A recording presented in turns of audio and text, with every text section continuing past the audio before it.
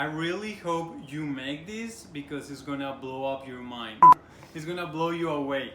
It's not only delicious, but it's really good looking. Can you tell?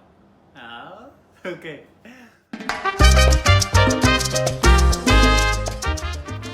Happy Mexican Independence Day, guys! I guess you didn't know, right? Today we're talking about a dish that is delicious and that we typically eat in that day, among other dishes. It's beautiful, it's not simple to make, it's super delicious, and it's colorful. You are going to love it. This dish is called Chiles en Nogada. Poblano chili is stuffed usually with meat, ground meat, and it has fruits and herbs. But today we're making, yes, the vegan version. We're stuffing it with black lentils. Yes, you guessed. No, you didn't guess. Cover it, the whole chili, in a white sauce made from walnuts. Super delicious. And at the end, top it with pomegranate seeds and a little bit of parsley. Delicious. Simple, phenomenal. Let's get to it. Let's start with the lentils. So we're gonna use olive oil, garlic in, and onion. Sweat the onion and the garlic together for about 3 minutes. While you're cooking your onion and garlic, we're gonna blend the tomatoes with a cup of water. This is what is going to season the filling. So I'm just gonna use a NutriBullet. You don't have to, you can use a blender.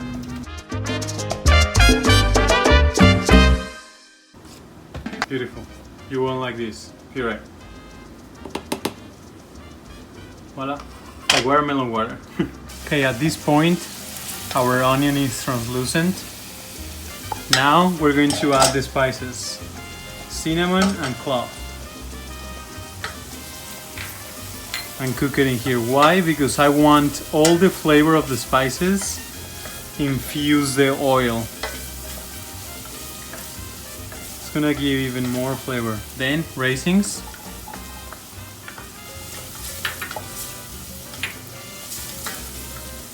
It smells delicious.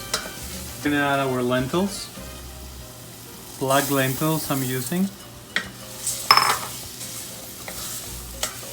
We're basically just going to stir them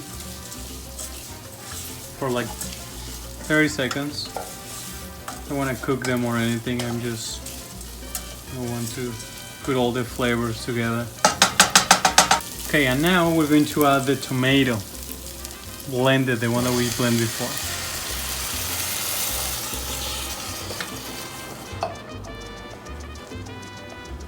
Just stirring the mix to make it even. We're gonna cook it for about 25 minutes. I'm going to lower the flame, and now I'm just gonna add a little bit of salt. Cover the lentils and let cook for 20 to 30 minutes on low flame.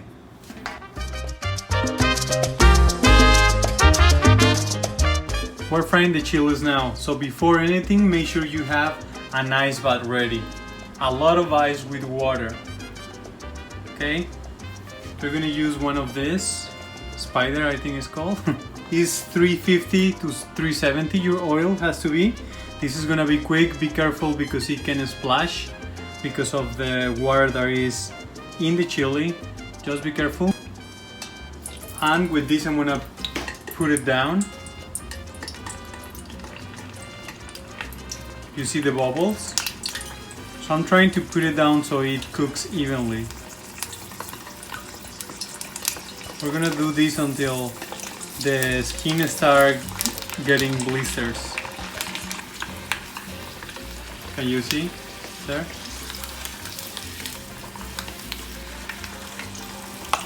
Why we do this?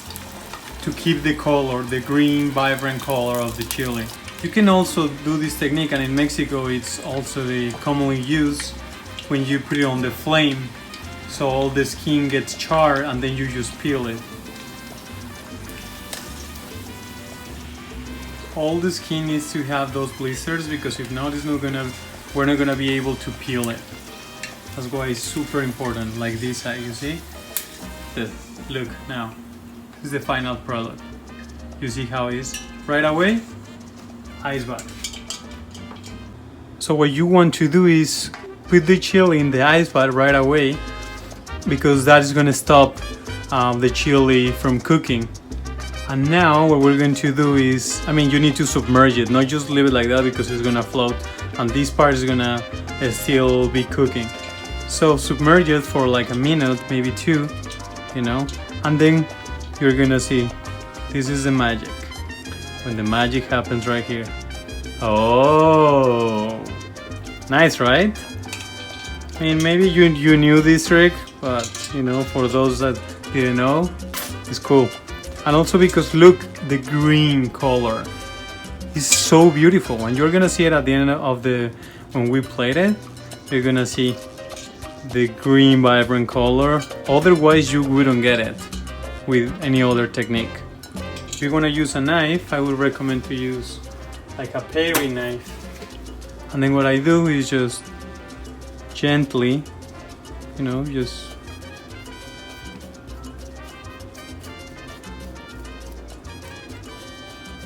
just for the parts that are kind of stick to the chili. There is going to be parts like that. So I learned how to make these chilies in Mexico City with a really renowned chef. His name is Ricardo Muñoz Zurita. He's a chef, and also he has some books about Mexican cuisine, and they are fabulous. Basically, he's a researcher, and look, this is the chili. Wonderful.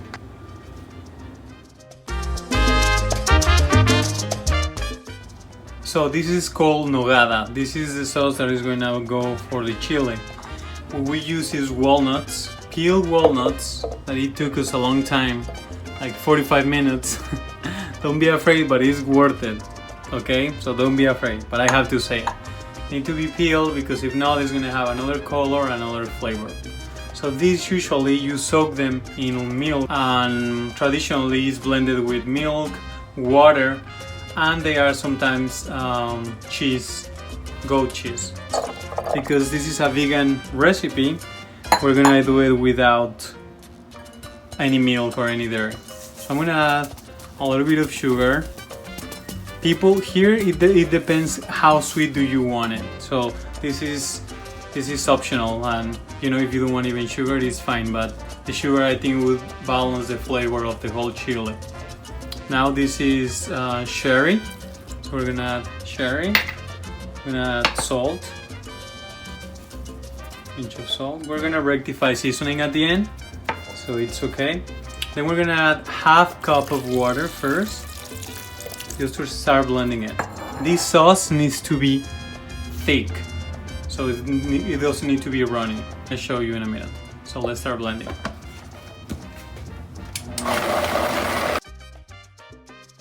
The consistency is still grainy, so that's why we are gonna keep going. Okay, I'm gonna taste it just to rectify seasoning. It's actually really good. Just a pinch of salt. I think the consistency is perfect. We're just gonna blend one more time for a few seconds. Oh, perfect. Perfect consistency. At this point, the lentils are almost cooked. They're gonna need like 10 minutes more. So what we're going to do is add the nuts, almonds. I'm going to add the apple that I cut. Why I didn't add the fruit before is because if I let it cook for the 30 minutes, it's just gonna disintegrate there, and you want some texture. And this is the peaches. Last but not least, parsley, chopped parsley.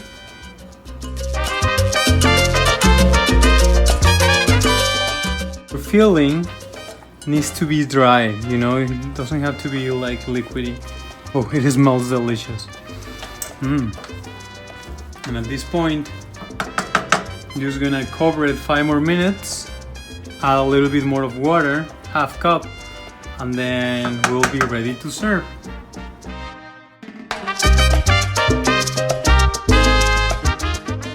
Okay guys, now we're going to clean the chiles from the inside. The first thing you need to know before you open your chili is what part of the chili itself up naturally. If you want to cut here, you know this doesn't stand naturally, you know. Basically natural would be like this, right? And for this the same, this side or this side. Now I have decided to open from this side. So what I'm going to do is I'm going to open right here, all the way down. Careful of not cutting the chili on the other side, and open all the way up here. And now you can see the seeds, right? So these are the seeds that we're going to remove. What I would do is cut from the base, like right here. Careful, you don't want to harm the chili or cut it, you know, even from the bottom. So just little by little, and then we get this piece. And from here we get the seeds. Okay, and now we just rinse it and then it's good to go. We're gonna do that with all the chiles that you have. Okay, this is a very important step before we plate. So we're gonna dry the chili out. I already rinsed it, and you see there is no seeds anymore. So now with a paper towel, carefully, of not leaving paper towel, any piece of paper towel inside. So open the chili carefully and then just tap. Just absorb the water, the excess of water, if any.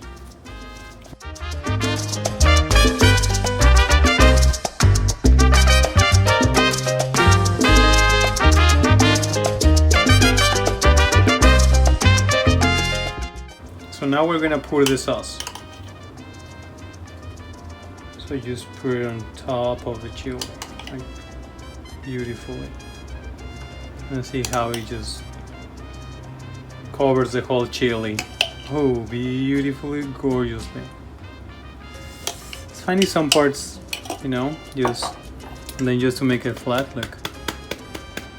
Tap on your plate, you see? And now we're gonna cover it with pomegranate.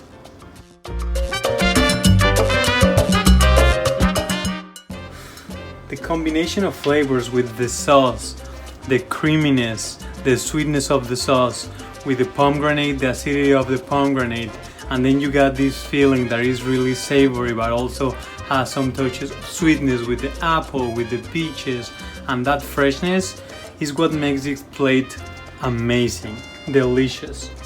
And we're just gonna finish with some parsley leaves on top. Voila, there you have it.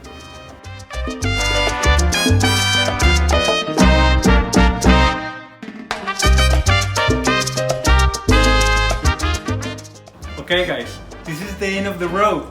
You did it, amazing. So this is the final product, chiles en nogada, beautiful and delicious. In Mexico, the season for this chili is usually between the beginning of July and the beginning of October. Why? Because the ingredients are at its peak. That's why we use them. In some places, like everybody else or everywhere else, people still do it, but it's not the same because the ingredients are not fresh. Remember, when you cook, the quality of ingredients, it determines the quality of your plate. It's not only just cooking for cooking, you know? It is necessary to have good ingredients. Sometimes having good ingredients make you shine more because it's not you. The ingredients by itself, they are gorgeous, they are beautiful, and they are flavorful. And even switch the ingredients. Use your imagination. I mean, I'm not recommending changing the whole recipe because Mexicans are gonna hate you, but you can do that as well. Feel free in the kitchen to express yourself. And if you make it, don't forget to tag us in Instagram at EATogether. And don't forget to subscribe us as well. Be happy, stay positive, and until I see you soon. Thank you so much for watching.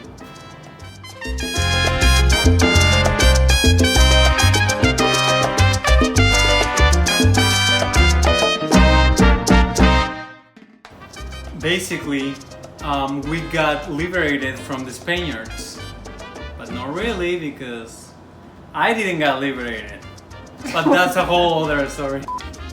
Excuse the ice cream man. He decided to make an appearance, you know, on my show. Look, he's still there. But it's worth it. Honestly, it's worth it.